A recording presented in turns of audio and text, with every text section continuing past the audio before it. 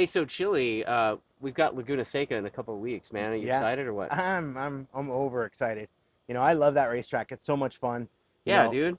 it's legendary, dude. Like What's your world. favorite part about Laguna Seca? Because like everybody's want and ask is about the corkscrew, right? Yeah. And you know what, dude? The corkscrew is pretty rad. Corkscrew's pretty rad, but But what's your jam there? dropping down into rainy, that is a lot of fun. Yeah? Yeah, that's a lot of fun. And then the other turn that I absolutely love is turn 5. Right? Really? Yes, I You're a love turn five guy. I love turn 5. I love diving in there late because everybody's on the brakes right after the pedestrian bridge, right? You can go flying in there, throw it over, get on the gas, get on the gas early and get a good drive out of there. Yeah. Now, again, we have a big why? Because we pay for a high decibel day. High decibel day? Yeah, 103. Yeah. So Yeah. why? You can go flying through there at 103 decibels. You don't have to let up. You don't have to let off.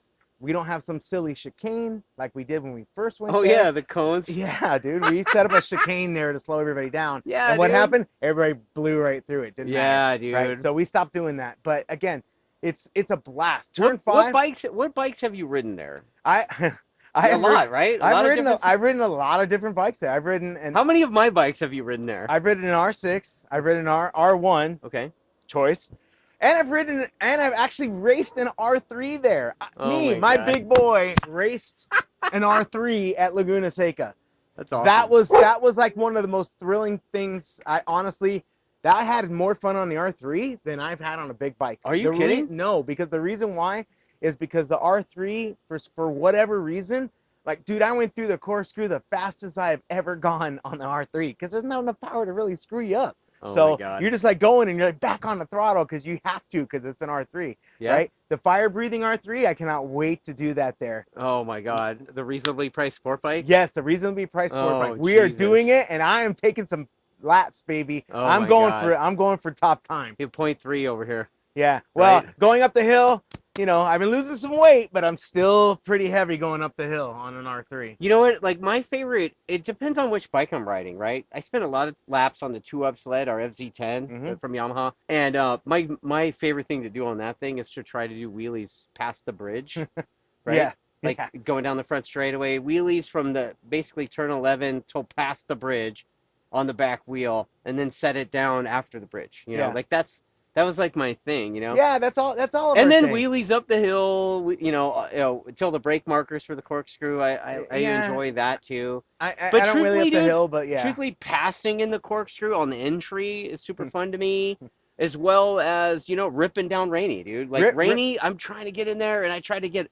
I go in there and I try to use a ton of exit there because I want to look cool for turn 10. Yeah.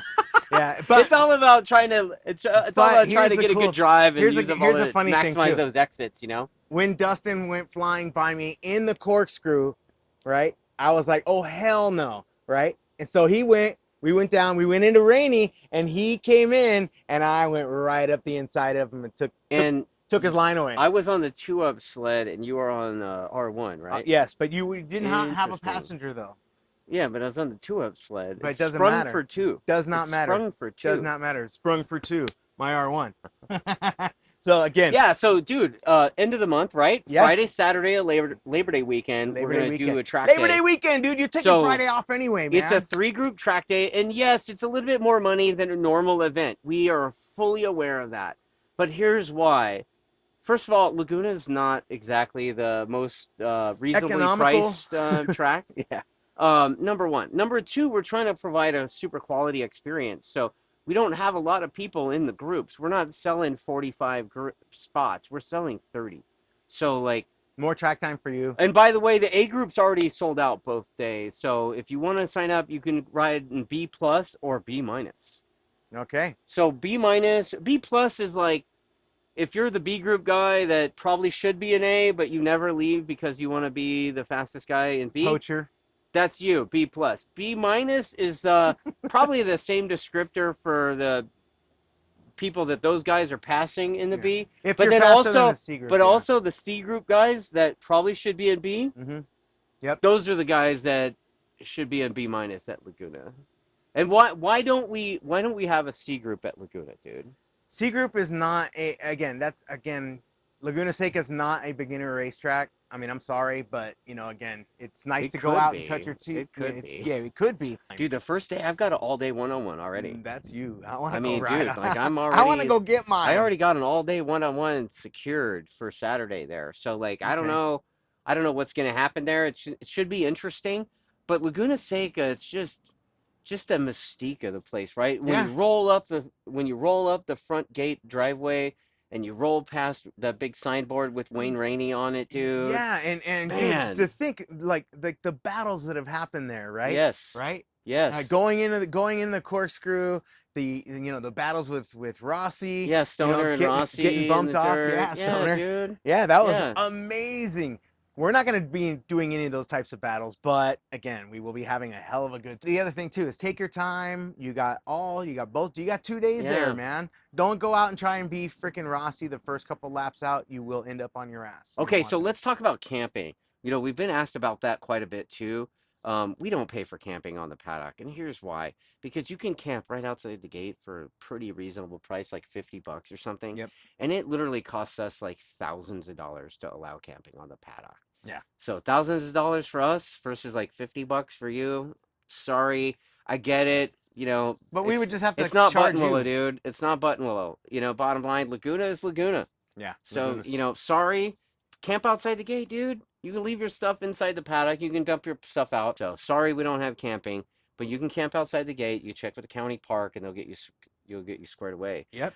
Garages too. Like you can rent garages directly from the racetrack. We don't have anything to do with those. But the reality is, man, once you get to Laguna, you're gonna experience Laguna Seca, arguably one of the best racetracks here in the country. So yeah.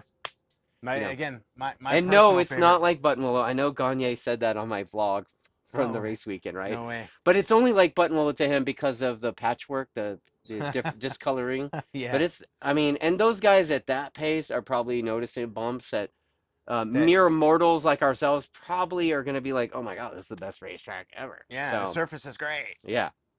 So, yeah, dude. Yeah. Let's go to Laguna, yeah? Hell yeah. Let's get signed up, trackdays.com. Hell yeah.